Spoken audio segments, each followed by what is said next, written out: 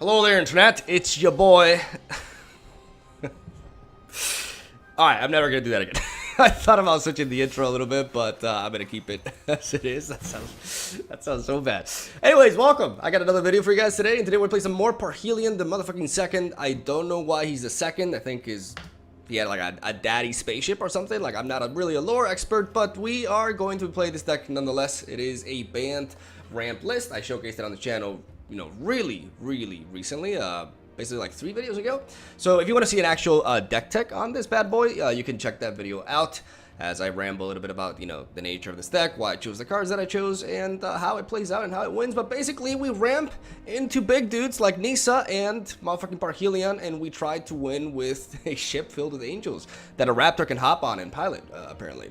And we got a pretty nice sideboard as well, which is pretty good for the current metagame right now. And yeah, without further ado, let's get some best of 3 gameplay. Like I said, if you want to see more about the deck, then you can check out that video. But I just felt like recording a nice live best of 3 sesh, and hopefully, you know, getting some wins with Parhelion. I won't be able to showcase Parhelion in the thumbnail again, which as a YouTuber is a little bit sad, because I do know that thing brings in quite a few views. Like, not gonna lie, you know, if I have Parhelion in the thumbnail, I knew people were gonna click on it. But I guess I'll have to go with Kiora or maybe Ripjaw Raptor. Whoever performs best. And this hand is pretty much a keeper.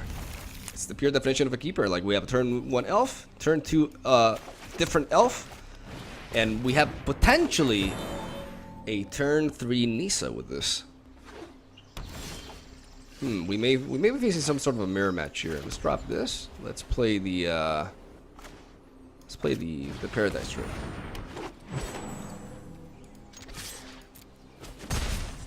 Let's attack. Yep. It seems like this could be a you know, a ramp mirror. Regardless, we got to play Nissa first, and that is pretty much. I will protect the virtue of this world. I'm actually gonna go for the forest. The land shall conquer you. Because I want to be able to cast Incubation Druid, and I also need to keep my sources of white and blue mana safe as well, right? Like, I have my banned colors available here anyways. But this seems to be like a pretty straightforward Nissa Degenerate showcase. Degeneracy, English. No real good use for a time wipe in this scenario, since we have such an advantageous board state. Can I proc Incubation Druid? Okay, let me think for a second here. I play Temple Garden. I tap for 2 mana. 2, 3, 4, 5. I tap for you. Yeah, easy.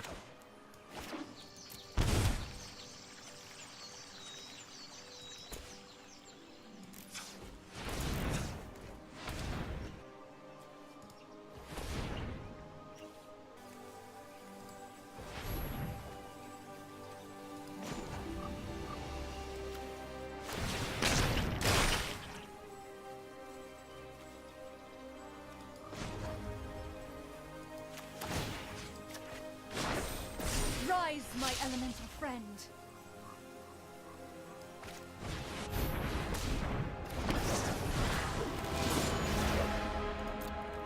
I'm gonna attack here because if he wants to trade these 2 Paradises, he's not gonna want to do that, right? If he has his own time wipe, I'm gonna cry every time. Like, that would be actually, that would be hilarious. Oh boy, I'm officially spooked. Ah, okay. Who's spooked there? No need for fear. Mama Nissa's here. Being broken as usual. Oh my god, Nissa, you are one nutty card. Alright, well, I definitely do want the Fairy Time Raveler here. Do I? He may have some counter spells, and it does enable me to bounce his ramp. Do I want it though? I'm not entirely sure. I do want the Excellence Binding. That's for certain. What about Baffling End? I think I need Baffling End, right? With Baffling End, I can... Like, I don't think I need Ripjaw Raptor, for example. Time Wipe could be good. We want to keep the ramp.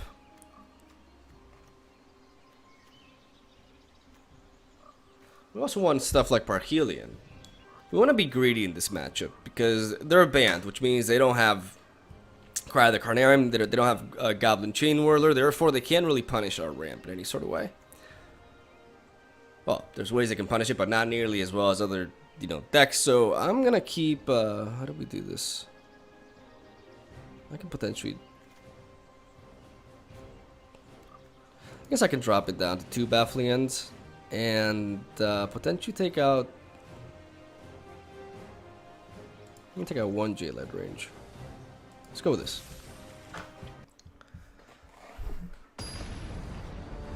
Ripjaw Raptors generally don't really do much here because they either get bounced by Teferi if they're running him. My opponent doesn't really have any ways, it's just not a good card, I think. It's a decent blocker, but it gets disrupted in so many different ways. I'm gonna keep this. We have early ramp into Trostani, another, strong potential third turn 5 mana play that we can go for. Our opponent lit off with the he's got all check lands. That's unfortunate for him.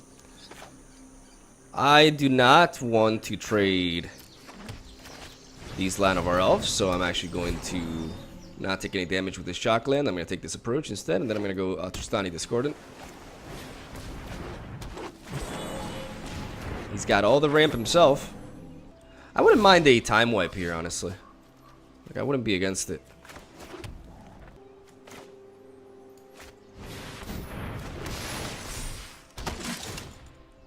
I'm gonna play Trostani here. Trostani, in a way, in this matchup, what she does is she stops theft shenanigans. If my opponent has Mass Manipulation or Entrancing Melody, it doesn't really matter. She doesn't stop Nisa, though. Few things stop Nisa. He's gonna go for the island. That's interesting because if he opts, he wouldn't attack, right? Behold, nature's true power. Okay, we definitely want to Prison Realm this. But before we do that, we want to trigger her. So we want to tap all you. He could still potentially counter us.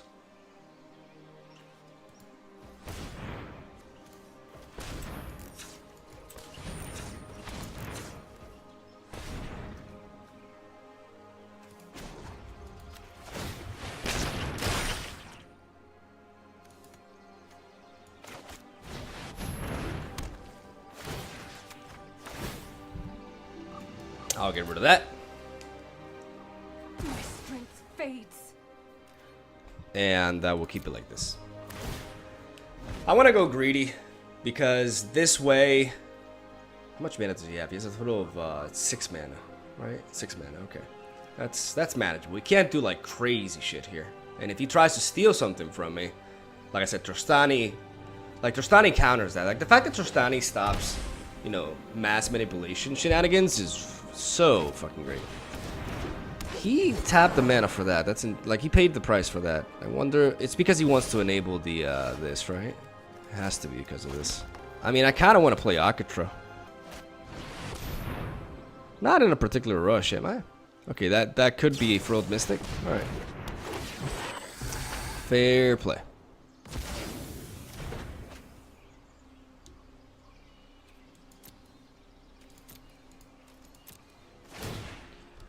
The big deal breaker is we have the Hydroid Cressus.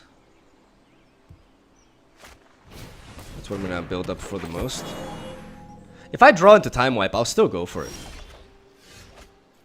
Okay, so how much mana is this? That's 3, 4, 5, 6, 7, 8, 9, 10. 8, 8? Yeah, I'll take it. That's a big enough snack for me. I don't know about you, but that's pretty thick. And there's motherfucking Parhelion, boys. In a stalemate like this is the beautiful thing right now. Trostani, normally I would be pretty worried about having my shit stolen, but Trostani stops that from happening. So unless she gets removed first, I don't have to worry about that. Obviously, a Hydroid Crassus is a problem, right? Because he can play. I don't know if he can play one as big as mine. Probably not. But Parhelion would have sealed the deal there. We didn't get to play it, but it was nice having it in the hand there. That's the cool thing about this deck. If you're facing a mid-range matchup, and and you reach stalemate like that, Parhelion really fucking makes a difference because it's like such a greedy play. But the MVP of that matchup was definitely Trostani. Trostani was just absolute MVP there. We climbed quite a bit, didn't we? I think I ended up in like 600 and something. Yeah, okay. Not as much as I thought. Only 11 minutes. I got a best of 3 series in 11 minutes. That's pretty impressive, to be honest. This curve is so promising. Watch me keep a 1 mana hand.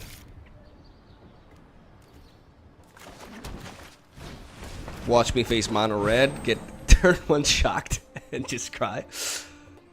I believe in my deck. My deck has no pathetic cards. I believe I'll draw into a land here, and it'll all be fine.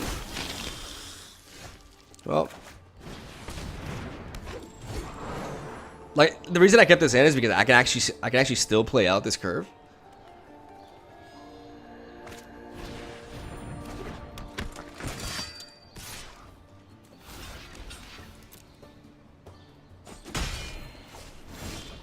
One lander versus one lander. The movie.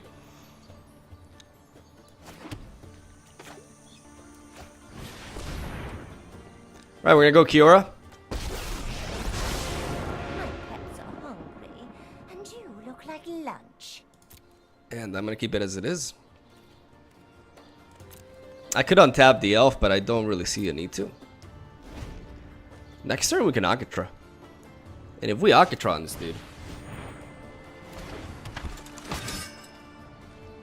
I wonder if he'll attack. No, he'll just go face. Well, let's get the free block in there. He is going to be able to flip Legious Landing next time around. Actually, no, let's tap you.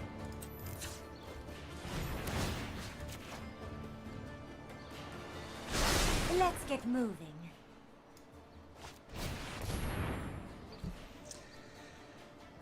Easy peasy. Just keep a 1 mana hand when your opponent also has a 1 mana hand. But in seriousness, I kept that hand. It was risky, but I kept it because even if I didn't draw land, I could still curve out. It was still very risky. Like, don't get me wrong, but that was my reasoning for it. Let's go with triple Baffling End. Let's slap in some Thrashing Brontodons as well. Should I go with Excellence Binding? I don't think so. Ripjaw Raptor's a solid blocker, right? I mean, Lara Dawnbringer is pretty damn decent all around. I think Parhelion is a little bit too greedy for this matchup. Sorry, Parhelion, you just got to take the bench, buddy. I'll take everything else though. We keep all the ramp. We drop the Jade Lights for the Brontodons. Like I said, Ripjaw is pretty promising as a blocker. I could take out perhaps a couple of Hydroid Crassus. I think a couple of Hydroid Crassus makes sense, right? Still a very good card. Maybe 1 Kiora. Yeah, 1 Kiora makes more sense. I mean, Kiora is really good here, but now that I'm on the draw and if my opponent actually like applies pressure, it's hard to see Kiora really like not dying. I'm gonna mulligan this. This hand is too land heavy.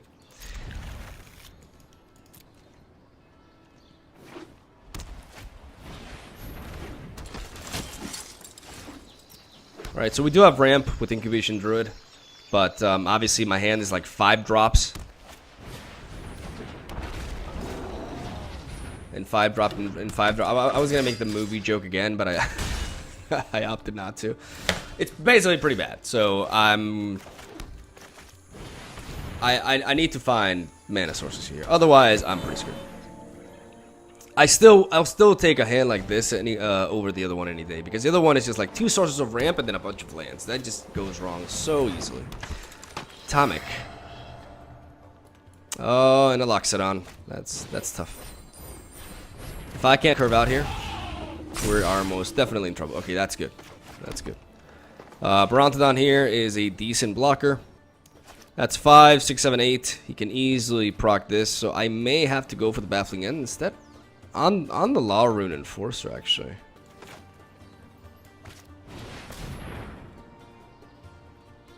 I'm gonna take a huge hit.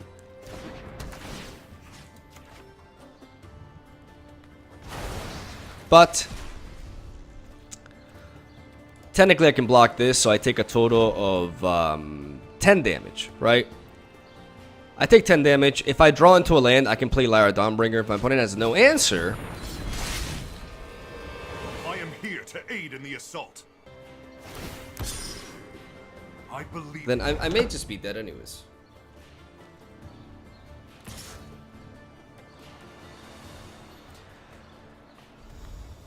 He's only attacking with that because he has a lock set on. Well, you say good game, but it's probably good game. I mean, certainly if I found Lyra Dawnbringer though, I can always block this. I gain 20. I go up to 20, and then I take 9, 13. But I'll probably die anyways. All right, GG. We got dunked on pretty hard there. We still keep the ramp though, right?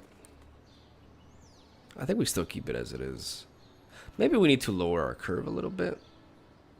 Though it's we just kept too greedy of a hand, honestly. Let's keep it as it is. Now we're on the play. I mean, my opponent had a pretty solid hand going on for him, right? Is Lyra? I mean, Lyra definitely. Now that he's playing the Atomic guy, Lyra definitely comes in and does things. All right, we're another situation in which we are a little bit mana hungry, but we do have ramp. We have turned 2 Paradise Druid into. I'm gonna drop this into Ripjaw Raptor, into potentially Nisa, or even a Time Wipe if I need to.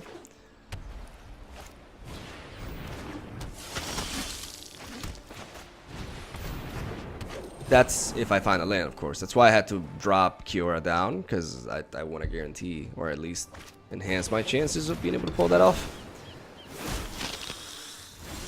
He does not want to trade. Oh, he kept the 1-lander again. This guy kept 2 1-landers.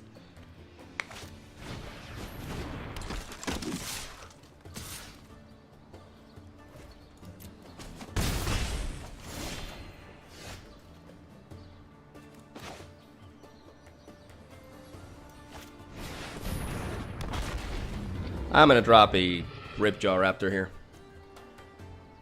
If he wants to attack with all 3 to flip Legion's landing, so be it. I'll get the trade on the Law Rune Enforcer, which is the biggest threat. But he does not. He wants to try to get around that. And I believe I want to Baffling End it.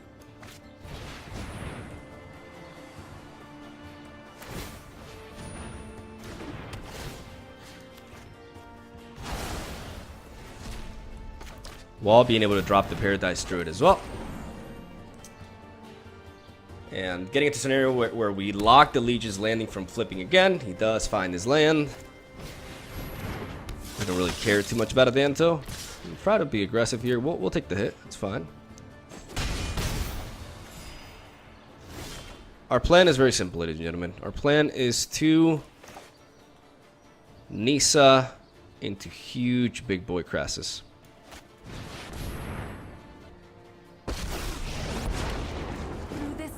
This guy is all about the premature GGs. He gets off on it. Harness the elements. Naturally, we want to keep Ripjaw Raptor in the back as a blocker. Raptor will do an excellent job here.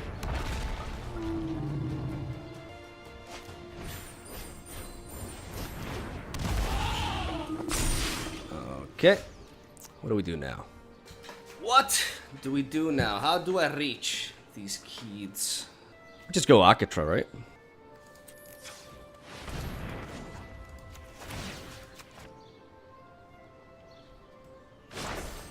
Rise, my elemental friend.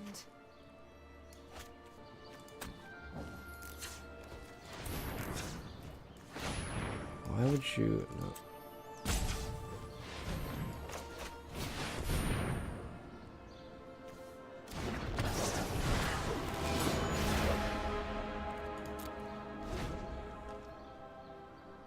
I'm in no rush. I just gotta make sure I stay alive.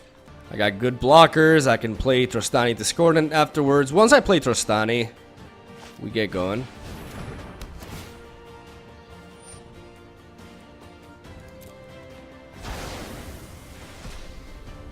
I can't play Trostani anymore.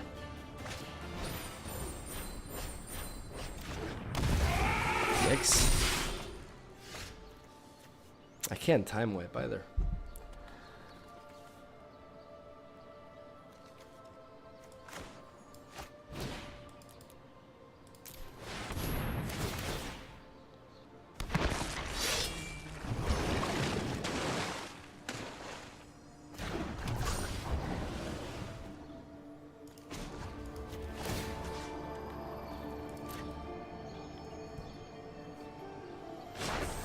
The land fights for us.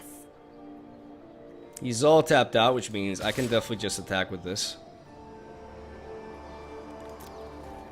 No! Oh, no, I derped. I thought I had vigilance for some weird reason. I derped so hard. I may just lose because of that. Ah, I derped so hard there. I derped so hard. I don't know why I thought I had vigilance with Akatra. It's the token that has vigilance.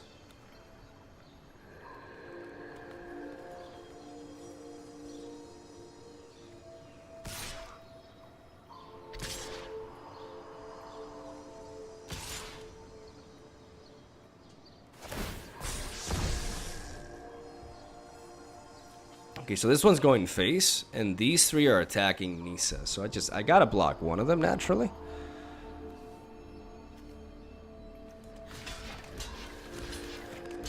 Block this, and then I can use this to block that. I still take 5 to the face. I mean, do I really mind about Nisa? I kind of need her just in case I draw into a land so I can tap it twice.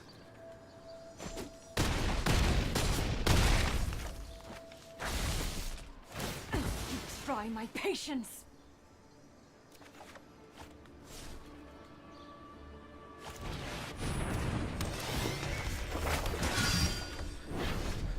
Alright, baffling end is the kind of shit that I want to see because I want to be able to deal with the Danto and then I can set up a time wipe here. But I need to be smart about how I execute this. Okay, so if I play this, I can tap you. He still has several attackers, but just so that we're on the same page, if I play you, I get rid of this and then I tap all of these.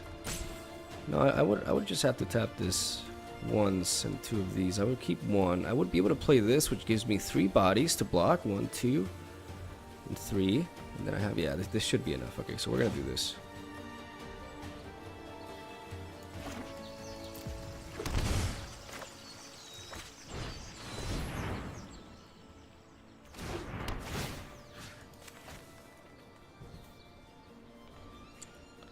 Okay, let's do this right. The land shall conquer you.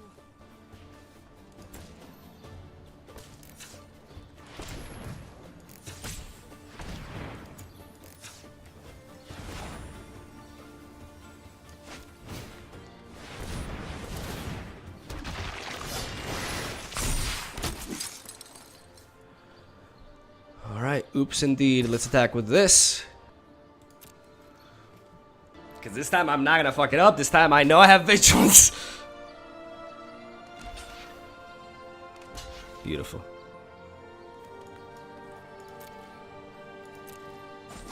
I'll trade with that. I don't mind. I want to, you know, weaken his board state.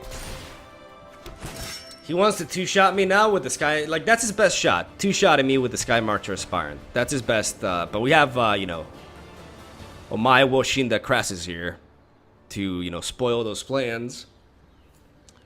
We can't attack with the land, but because I need the land. I need to make sure that I have as much mana as possible.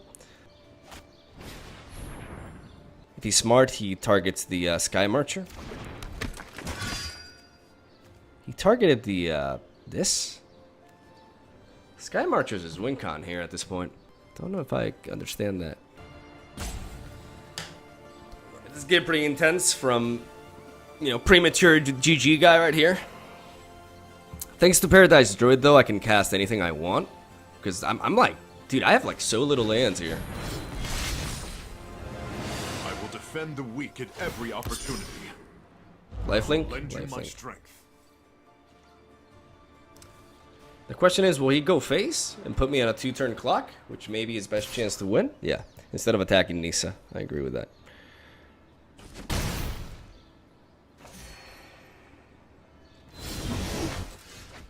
Alright. So, we could potentially board wipe him, but we have like more creatures than he has, right? So we just need to do things. We need to be smart here.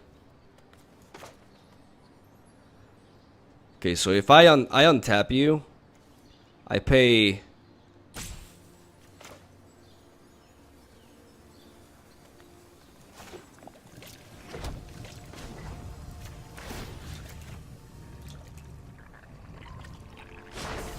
Be wary of the ground you walk on.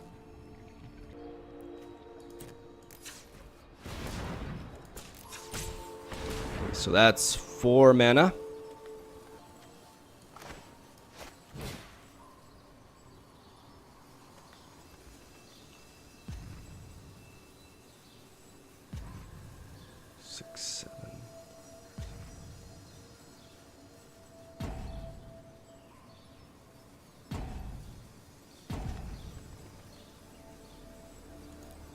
If I go for, I think I should go for 5. I need to think here. I need to make sure I'm doing things right. Okay, so 4, 5, 6, 7 attackers.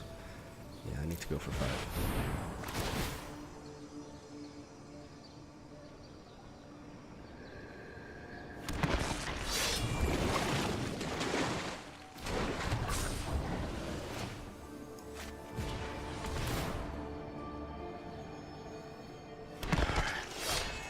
Yeah, that worked out.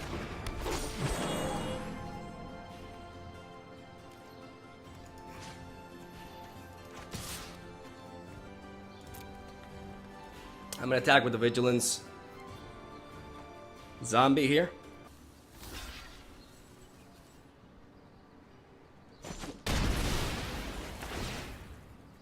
Alright. Oh, this is tight. We're very low on health here.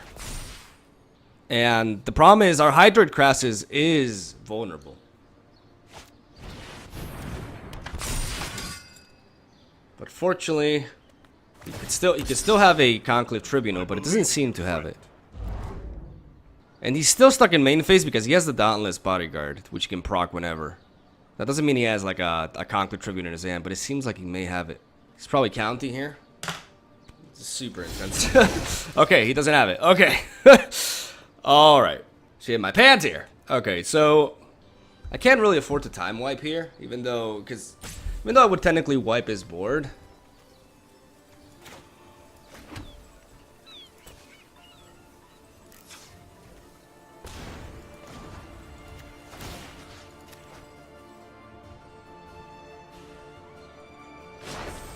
The land fights for us.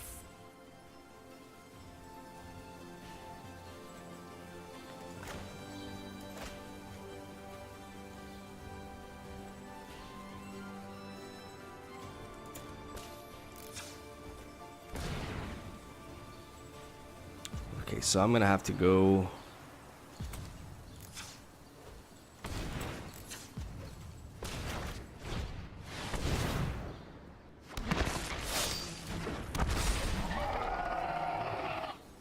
Okay, let's go to combat. Let's attack Gideon to stop that. Let's attack with these. I mean, we could just threaten with the face, right? At this point. If we go face, if we go face, if we go face, if we go face. This is...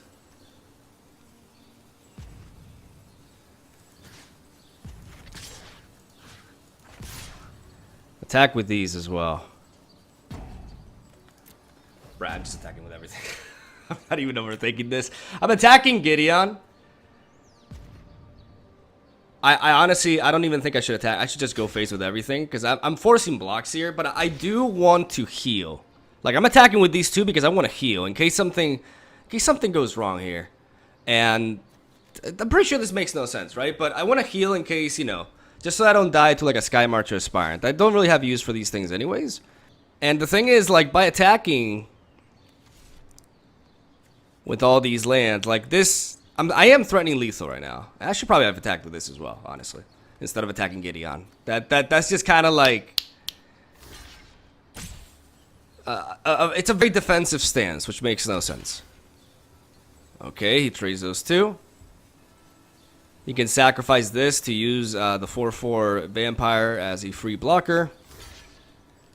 But because I'm attacking with the Hydroid Crassus, if I kill Gideon and I heal with this, he won't be able to kill me with the Sky Marcher Aspirant in like a second Benelish Marshal, for example, right?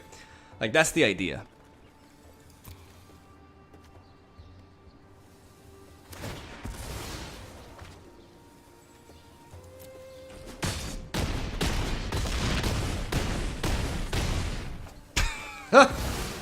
Math? Bravery wasn't enough.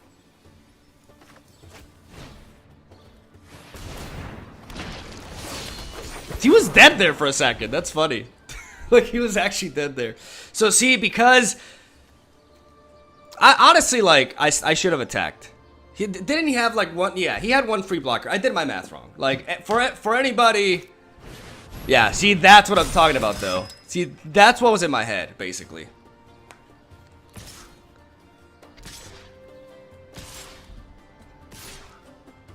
That was my concern.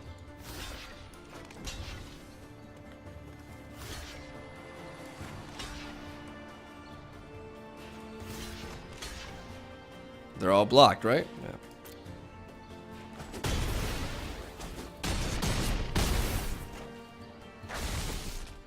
So because I blocked the Benelish Marshal first, I got to take the buff on from that. But, let's just do it in style. The land shall conquer. The land shall conquer you! I want to see how much damage is this.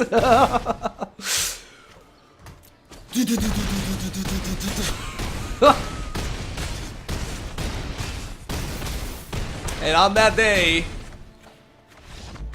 we killed 4 Planeswalkers in a row. Again, for those of you in the comment section down below, you're gonna be like, "Oh, you could have had lethal my way." I know. I should have attacked face. Like, I knew I was doing it wrong, but I didn't want to overthink it, basically. But because if I attack with Hydroid Crassus, first of all, I was a bit lazy to do all that math, honestly. Not gonna lie. And second of all, like, if I attack to face with Hydroid Crassus, I force him to trade. The problem is, I mean, I can block Gideon, right? The thing is, because I wasn't sure, because I didn't do the math that I needed to do there, because I got lazy, and I didn't want to run out of time as well. The idea, which is what I've been trying to explain, but I don't think I have properly, is that I wanted to attack with the 2 life linkers to avoid a Benelish Marshal from upping the attack of the Sky Marcher to 6, and therefore killing me. I wanted the extra health to prevent that from happening, right? So that was the whole concept behind that attack. I should have gotten all in. Regardless, I had the board state to do so. I played a little bit too safe, but in the end, we fucking did it. And that was a 40-minute live recording. We went, yeah, we won both series. Not even bad. Against Bantamir and Mono White Aggro. Good sport, the guy taking the hit at the end as well.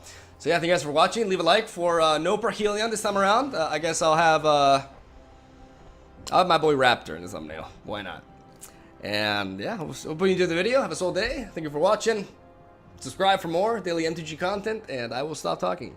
I'll see you guys around.